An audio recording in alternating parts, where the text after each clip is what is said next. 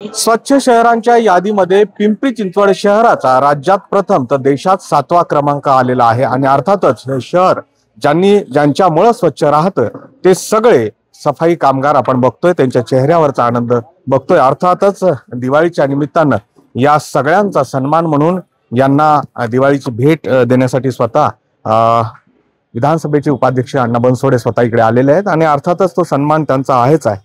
अण्णा, आपल्याला माहिती आहे की आपलं शहर राज्यामध्ये प्रथम क्रमांक पटकावला आहे शहराने आणि सगळ्यात मोठं योगदान या सगळ्या सफाई कामगारांचं आहे। तुम्ही स्वतःहून आज त्यांच्याशी दिवाळी साजरी करत आहात, काय भावना आहे? दिवाळी साजरी करत असताना खरं तर पिंपरी चिंचवड महानगरपालिकेच्या सफाई कामगारांचं या शहराच्या दृष्टिकोनातून साफसफाईच्या माध्यमातून खऱ्या अर्थाने सेवा करण्याचं काम ते करत असतात। आपण आज दिवाळी साजरी करत असताना हा एक आपला अंग आहे, हा एक आपला भाग आहे आणि आपल्या शहराच्या माध्यमातून खऱ्या अर्थाने यांच्यासोबत आज दिवाळीचे फराळाचे वाटप करून खरी दिवाळी साजरी होत असल्याचा मला या ठिकाणी आनंद होत आहे। दुसरीकडे जर बघितलं तर राज्यामध्ये दिवाळी वेगवेगळ्या स्तरावर साजरी होताना दिसते आहे। विरोधकांचे फटाके अजूनही सुरूच आहेत, सत्ताधाऱ्यांवर सातत्याने ते टीका करतायत, पूरग्रस्तांना मदत पोहोचली नाही व तर त्या सगळ्यांनी आव्हान केलेले आहे की काळी दिवाळी साजरी करा।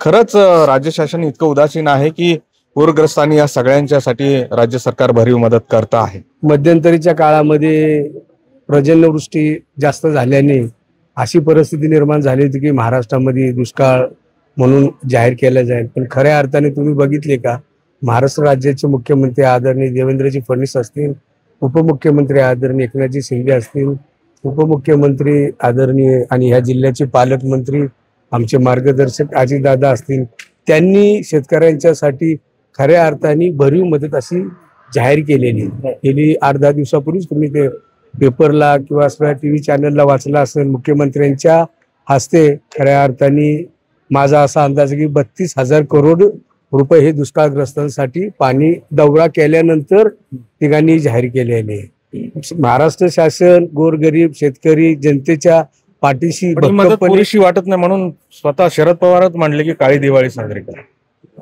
बघा, एक लक्षात ठेवा, दुष्काळाची परिस्थिती निर्माण होत असताना खऱ्या अर्थाने त्यांना आधार देण्याचं काम महाराष्ट्र राज्याने केलेलं आहे आणि त्या दृष्टिकोनातून त्यांनी जी रक्कम जाहीर केलेली ती आमच्या दृष्टिकोनाने जास्तीत जास्त आणि भरीव आहे असं मला वाटतं। दुसरीकडे बघितलं तर तुम्ही सातत्याने म्हणताय की खरी दिवाळी राष्ट्रवादीची तेव्हाच असेल जेव्हा तुमच्या विचाराचा नेता या राज्याचं नेतृत्व करेल, काय नेमकं म्हणायचं आहे? तुम्हाला माहिती, गेली अनेक वर्षापासून मी राष्ट्रवादी काँग्रेस पक्षामध्ये आदरणीय दादाच्या नेतृत्वाखाली काम करत असताना आज दादांनी मला जे महाराष्ट्र राज्याचे उपाध्यक्ष पद दिलेले, भारतरत्न डॉक्टर बाबासाहेब आंबेडकर यांच्या संविधानामुळे मला आज एवढ्या मोठ्या पदावर काम करण्याची खऱ्या अर्थाने संधी भेटलेली आणि महाराष्ट्र जनतेचा, महाराष्ट्रातील सर्व जनतेचाच आमच्या राष्ट्रवादी काँग्रेस पक्षाचा असाच एक स्वप्न आहे की या राज्याचे जर मुख्यमंत्री आदरणीय अजितदादा झाले तर खऱ्या अर्थाने राष्ट्रवादी काँग्रेस पक्षाची आणि महाराष्ट्राच्या जनतेची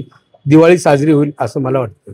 त्यामुळे आपण बघतोय की दिवाळीचा हे पर्व आहे, आनंदाचं पर्व आहे आणि अर्थातच यामध्ये जी सुप्त इच्छा आहे त्याही अशा पद्धतीने समोर येताना दिसतात। सुरेश पाटील सर, गोविंद वाकडे, न्यूज 18 लोकमत, पिंपरी चिंचवड।